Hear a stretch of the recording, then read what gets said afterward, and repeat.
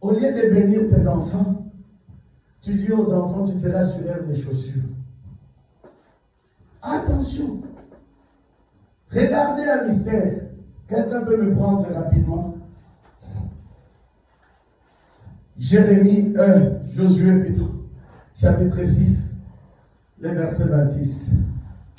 Et quelqu'un me prépare 1 Roi chapitre 16, le verset 34. Allons-y. Je lis la parole de Dieu. Amen. Josué 6, verset 26. Ce fut alors que Josué jura en disant, maudit soit devant l'Éternel l'homme qui se lèvera pour rebâtir cette ville de Jéricho. Et il en jettera les fondements au prix de son premier-né. Et il posera les portes au prix de son plus jeune fils. Vous avez compris? Frère Kofi, tu as compris ce qui a été dit. J'explique un peu. Oui, s'il te plaît. C'est vrai, mais tu as compris. Tu peux expliquer. Je vais expliquer. Accompagné avec 1 Roi chapitre 16, le verset 34. Le but, il faut être là souvent le samedi. C'est ça le but dans l'étude biblique, d'expliquer des versets, vous ne les comprenez pas à la maison. Vous les amenez, nous allons les travailler, parce qu'un verset biblique s'explique avec toujours un autre verset biblique. Allons-y. Vous n'avez pas trouvé? 1 Roi chapitre 16, verset 34. Suivez.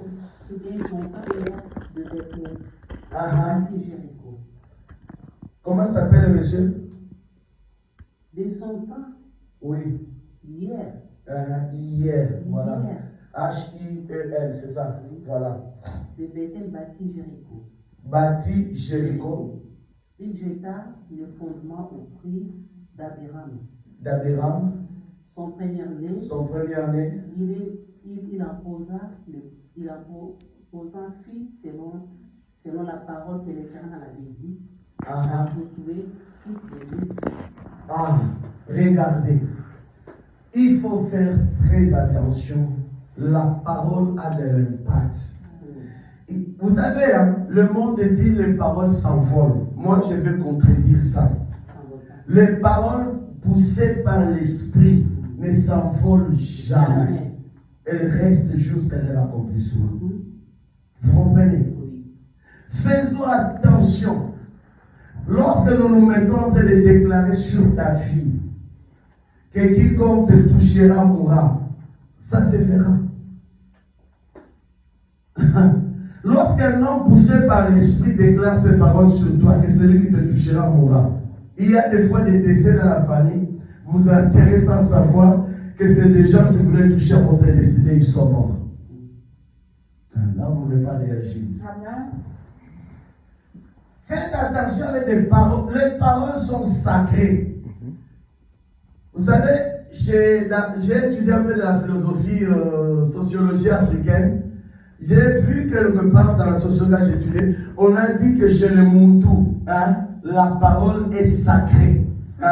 Mais j'aimerais aussi vous dire, en général, le monde entier, la parole est sacrée.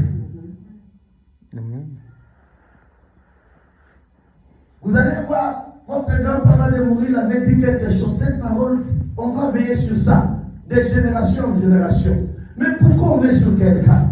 Parce que cette parole, elle peut avoir des effets à chaque génération. Faites attention, les paroles sont esprit. Il dit, mes paroles sont esprit et vie. Regardez ce qui va se passer. Lorsque le Seigneur avait livré Jéricho dans Jésus chapitre 6, et il avait renversé, terrassé le peuple de Jéricho, le miracle. Josué va aller sur cette ruine de fondement. Suivez. Il va aller déclarer ceci. Que quiconque viendra pour relever ce miracle et que nous, avec Dieu, on a fait tomber, cet homme, il le relèvera au prix de la mort de son fils aîné. Et quiconque viendra placer le porte de de Jéricho, son cadet mourra. Plus tard, des siècles, un certain Iliel va s'élever dans l'aventure que je vais aller reconstruire le mur de Jéricho, la ville que j'aime. Mais Josué, ça faisait déjà des siècles avant d'arriver à un roi, 16. Il y a eu plusieurs générations, même 100 générations passées. Il va s'élever. C'était un certain roi d'Israël. Il dit, il va aller rebâtir sur le fondement de Jéricho. Or, au temps de Josué, il y a une parole qui était déjà libérée sur ça. Que quiconque osera relever ce miracle mourra. Ses enfants mourront. Lui, il va oser. On n'a pas vu son premier année mourir. On n'a pas vu son second, son cadet mourir. C'est ça qu'on vient de lire dans 1 Roi chapitre 16. À cause de quoi? De l'impact de la puissance qui a été déclarée par Josué. Faites attention. Les paroles sont esprit. Les paroles sont esprit. Quand tu libères une parole, tu peux l'oublier, mais elle va aller commettre des effets tôt ou tard de ce que tu avais dit. C'est pour cela, n'acceptons plus jamais que quelqu'un nous critique. Il est en train de nous tuer, ça le savoir. N'acceptons pas. Vous allez voir, lorsque Néhémie voulait reconstruire la muraille, il voit Sanballat-Tobia s'élever, le contester. Il a dit, taisez-vous.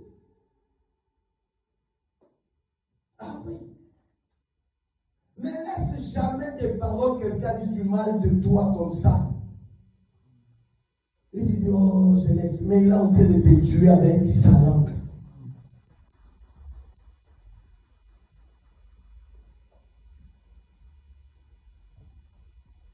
Quelqu'un te dit, tu n'es pas belle, tu es moche. Tu lui dis, c'est toi qui m'as créé.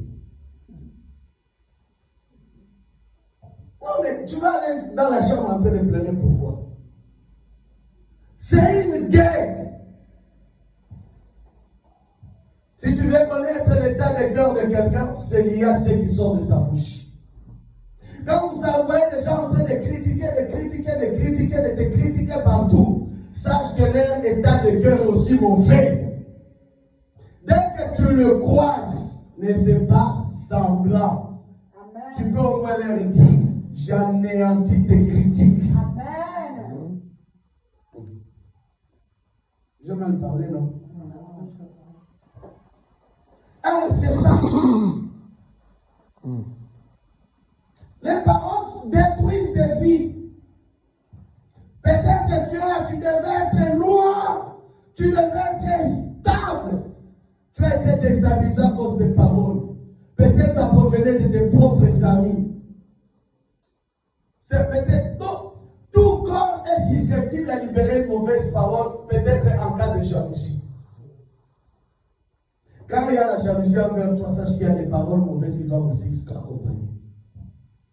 Quelqu'un qui ne parle jamais du bien de toi, tu n'as rien fait. Mais partout, il n'a neuf dit nous les détruisons en Jésus. Tous ceux qui voulaient ta mort, je me tiens cet après-midi que Dieu annule la parole de la mort. Dans la sorcellerie, c'est la parole. Quelqu'un au fin fond de ton village là-bas, il fait que prononcer des paroles. Il n'y a pas de rituel sans parole. Il n'y a pas de sacrifice sans parole. Tout ce qu'ils sont en train de faire, des incantations, de tourner la maison, en train de parler en ton nom. Je déclare que leur langue soit collée dans leur bouche au nom de Jésus. Ne libérera plus de paroles. C'est ça. On peut te détruire, on peut détruire ta vie, ta santé, ta maison, peut-être par des paroles.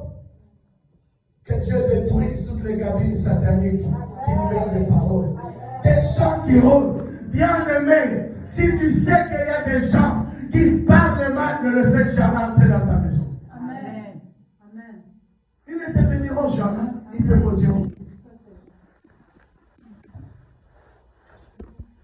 Vous qui aimez anniversaire, fête. Il faut contrôler l'état des cœurs des gens. Je vous dis la vérité. Des fois, nous faisons entrer des ennemis dans nos propres maisons. Tu les verras avec Jésus. C'est zéro. Jésus va révéler que l'un de vous, c'est un démon. Mais il est avec eux. En réunion pastorale. Quand ils sortaient, ils parlaient du mal de Jésus et de tous ses disciples.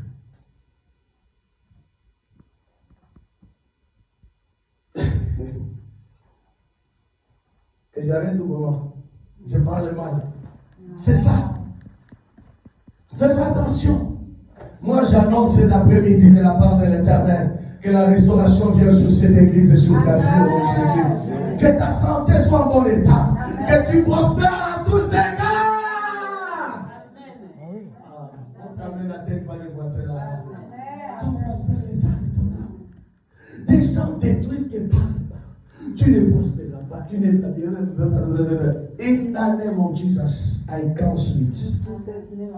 Que ces paroles soient supprimées. Amen. Il faut supprimer. Alléluia. Combien de parents ont dit des paroles mauvaises sur la vie des gens?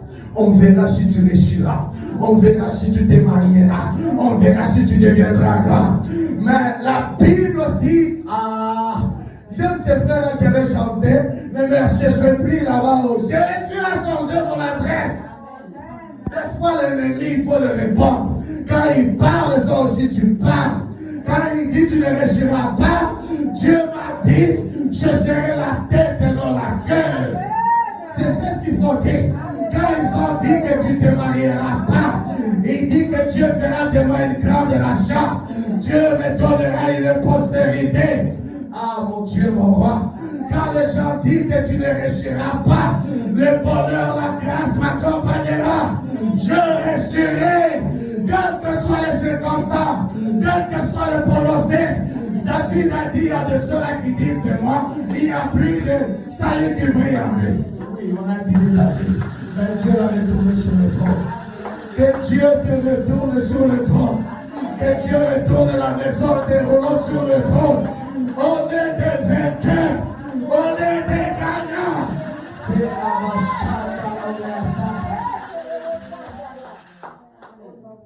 qu'est-ce qu'on n'a pas dit de cette église ici?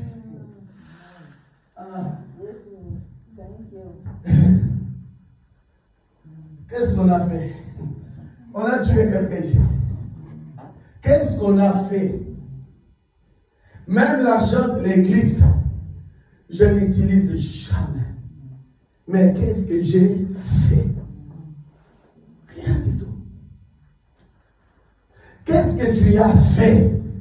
Le fait que tu dis je vais travailler avec les pasteurs, qu'est-ce que tu as fait? Ça dérange les gens quoi? Tout le monde dans des réunions. Mais j'aimerais peut-être encourager quelqu'un. Vous savez que dans le ministère de Jésus, j'ai fait un constat majeur. Il y a des fois, les uns étaient pour Jésus, mais les autres aussi étaient contre. Mais vous savez, dans le moment d'adversité, je vous livre un secret. Il faut s'appuyer sur ceux qui parlent de Dieu qui est pour toi. Ah mon Dieu, mon roi. J'ai béni la vie de tout un chacun cet après-midi. J'ai béni vos finances qui ne cessent de payer cette ça. J'ai béni vos enfants. Vos enfants, c'est des rois qui vont les prendre en charge. Je les déclare et prophétise aujourd'hui. Tout celui qui a soutenu ces ministères, par ces 10 euros, 20 euros, 100 euros, par celui qui avait un jour amené du jus de coca, je le bénis. Que vos actions soient prospères au nom de Jésus. Je ne suis pas la mort de la vie de quelqu'un, mais toi tu vivras et tu raconteras les œuvres de l'Éternel. Je suis en train de parler comme Josué sur le fondement de la maison de Rouleau. Je suis en train de déclarer c'est celui qui a béni cette œuvre de génération en génération. Sera une colonne de bénédiction dans cette génération.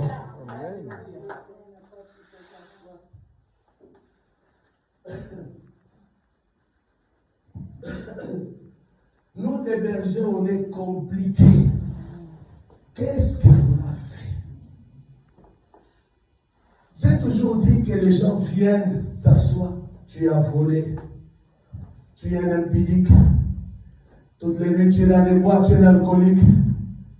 Un jour, je vous demandais ici comment est le vin de Bordeaux. Personne ne m'a répondu. Je m'en parlais, mais non. Je ne connais pas ça. C'est comment? C'est un chéri. Tu as déjà goûté? Parfois c'est moelleux, parfois c'est. Parfois c'est sucré, parfois c'est. Malheureusement, j'ai déjà goûté. Mon frère, j'ai déjà goûté. Arrête de parler. Mais mon frère, Dieu m'a demandé quelque chose, non? J'ai dit arrête de parler, il est à côté. Amen. Tu veux demander, on répond.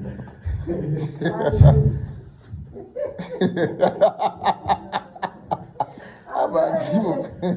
Merci pour ta sincérité. Ah mon frère, c'est grâce. Je ne connais pas ça. Dans ma vie, je ne connais pas une boîte de nuit s'il a quelle couleur. Il y a déjà des gens qui ont déjà chauffé là-bas, coupé, décalé, collé la petite là-bas. Ah ça. Qu'est-ce que tu as dit? Je ne connais pas ça. Ma, viens me parler du boulot. Amen. Et je ferme les yeux. Alléluia. Pendant quelques secondes, je peux mieux parler Amen. de celui qui m'a appelé au ministère. Amen. Je te bénis. Amen. Je tiens cette Bible sur laquelle j'ai été appelé. J'ai vu un jour dans une vision donner à tout le monde la mission. Mais j'ai vu une main qui a quitté le ciel, m'a donné la Bible. C'est ça. C'est tout ce qu'on peut te donner. C'est tout ce qui bénira ta vie sur la terre. Je suis dans la joie quand je prêche et quand je bénis les peuples de Dieu. Amen. C'est sous mandat de celui qui est en haut. Quelque chose serait en train de se passer. Pour cette église, nous sommes arrivés à une saison. C'est la parole à prononcer, il faut croire que la parole est sortie. Ainsi, de ma parole ne me retourne point sans exécuter. Ce que Dieu a dit ici, Dieu le fera. Amen.